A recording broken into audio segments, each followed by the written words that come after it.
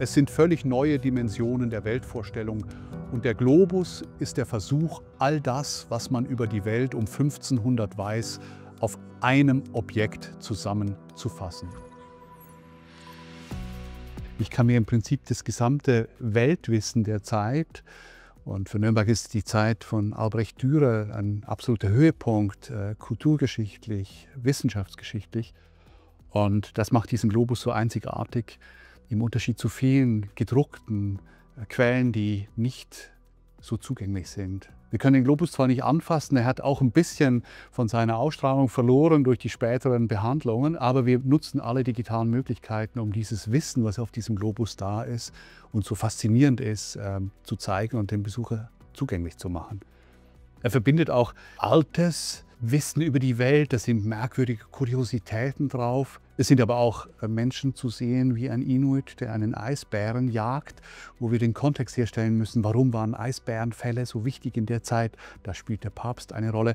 Das heißt, er verbindet mythisches, zum Teil ein bisschen biblisches Wissen mit aktuellen, neuen Erkenntnissen der Welt. Und insofern ist er ein wunderbares Beispiel für eine Umbruchszeit oder eine Aufbruchszeit. Europa lernt die Welt kennen und irgendwann gibt es eine Welt mit Amerika. Der Globus zeigt die Welt noch vor der Entdeckung Amerikas um 1500.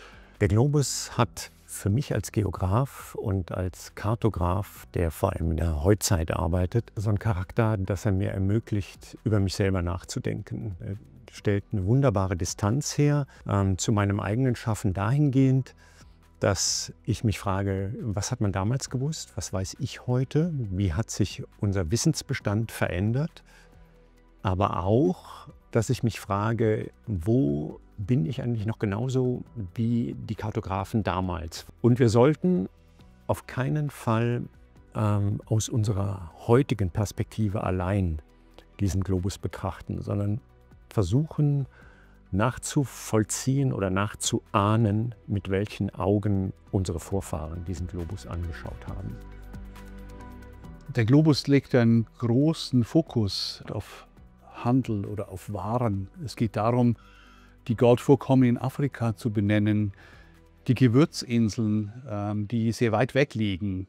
Ich denke auch ein Stück weit sichtbar zu machen, wie nah sie eigentlich sind. Das beruht auch allerdings auf einer falschen Berechnung des Erdumfangs. Und ich glaube, das ist ein spezifischer Fokus von Martin Beheim, aber wahrscheinlich auch der Stadt Nürnberg, die ja immerhin Auftraggeber des Globus ist und übermächtig in Erscheinung tritt. Wahrscheinlich als Motivation, um aufzubrechen, sich die Gewürze zu holen und das quasi auf einer direkten Fahrt zu machen. Handelsplatz Warenhaus. Das Problem ist dabei, dass es dem Menschen ganz selten gelungen ist, aus dieser Erweiterung des Wissens, aus dem Handelsplatz nicht auch ein Kolonialismus, ein Unterdrückungssystem zu entwickeln. Und das sind Dinge, Schattenseiten dieses globalen Handels, mit denen wir uns heute auch zu beschäftigen haben. Der Globus zeigt tatsächlich verfügbare Ressourcen auf der Erde.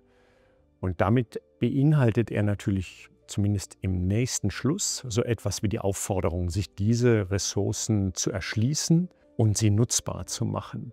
Ob unsere Vorfahren das tatsächlich so empfunden haben, müsste eine intensive Rezeptionsforschung nachweisen. Wir können es nur vermuten, und zwar tun wir das aus den Folgen, die wir alle kennen, nämlich Kolonisierung und Kolonialisierung der Erde. Der Beheim-Globus ist für alle, die sich mit Kartografie beschäftigen, eine Art Meilenstein. Er stellt eine Art Umbruch dar in der Art und Weise, wie wir Kartografie betreiben.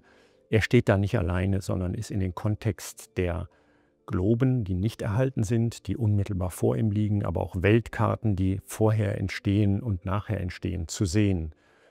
Er zeigt tatsächlich eine Umbruchsphase, in der Kartografie sehr viel mehr zu einer empirischen Wissenschaft wird, zusammen mit der Geografie. Für mich ist das absolut faszinierend, dass der Beheim-Globus eine der für mich ersten Weltdarstellungen ist, auf denen das Paradies fehlt. Auf den ganzen mittelalterlichen Weltkarten ist das Paradies da, Dem sind wir vertrieben worden durch die Hybris, durch die Anmaßung. Das war immer an den Rändern angesiedelt. Schwer zu erreichen, aber irgendwie doch zu erreichen mit großem Aufwand. Und jetzt auf dem Beheim-Globus ist es plötzlich weg. Und es ist genau in der Zeit, auch Martin Luther dann, wo die Erkenntnis durchgreift, dass das Paradies kein Ort auf der Erde ist, sondern ein Zustand der Erde, der überwunden ist, der weg ist, der verloren ist. Ne? Das finde ich absolut faszinierend. Wie kommen Menschen damit klar, die Welt sich so nachhaltig verändert hat? Und das sind für mich direkte Fragen, die heute in die Gegenwart überschlagen. Wir sind die letzte Generation. Was machen wir mit diesem Erbe, mit diesem Auftrag? Das Paradies haben wir ein Stück weit selber zerstört, einen Urzustand. Dahin gibt es keine Rückkehr. Wie gehen wir damit um? Und das ist für mich so der entscheidende Faktor, wo die mittelalterliche Weltkarte abgelöst wird und ein völlig neues Bild, auch ein Bild einer gewissen existenziellen Verlorenheit des Menschen auf der Erde stattfindet. Die religiöse Welt ist durch Tabus begrenzt. Bestimmte Dinge sind schlichtweg unhinterfragbar. Die Aufklärung bricht damit.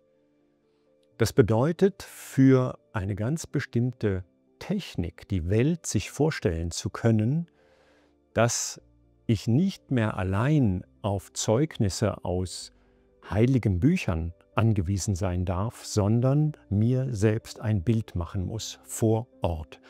Beheim ist gereist, wir wissen wenig über ihn, wir wissen wenig, was er selbst an Anschauungen mitgebracht hat, aber es ist unzweifelhaft, dass der Globus viel, viel mehr zeigt, als er jemals bereist haben kann.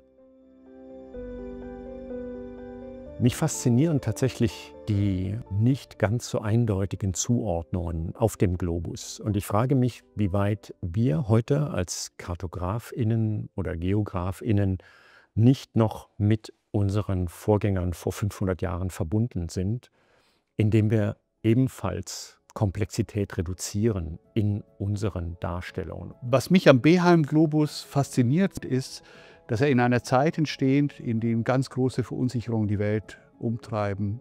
In Europa ist es die sogenannte Türkengefahr. Es gibt Kriege, Pestwellen. Es steht eine Reichsreform an. Martin Luther dann ist überzeugt, die Welt hat ein Ende. Er wird es noch erleben. So ein bisschen die Last Generation Geschichte. Wie viel Zeit haben wir noch? Und der Globus ist mit ganz vielen anderen Versuchen ein Projekt, das versucht, diese immer mehr fragmentierte Welt wieder zusammenzubringen, sie wieder zu verstehen, Orientierung zu finden. Für mich schlägt er die Brücke vom 15. Jahrhundert direkt in die Gegenwart und zeigt, wie wichtig Geschichte ist. Und für Nürnberg ist es natürlich eine große Auszeichnung, eine Würdigung auch einer Zeit, in der Nürnberg diese Dinge zusammengebracht hat. Nicht nur große Künstler hervorgebracht hat, sondern auch Wissen vereinigt hat, was für Europa eine zentrale Bedeutung gehabt hat. Für das Germanische Nationalmuseum ist genau das, was wir als Auftrag empfinden, Kulturgeschichte als universelle Geschichte zu verstehen, uns mit den Dingen, die den Menschen bewegen, ihn abhängig machen, ihn in Bewegung halten, zu beschäftigen und aus diesem Wissen immer wieder neu Orientierung in der Gegenwart zu geben.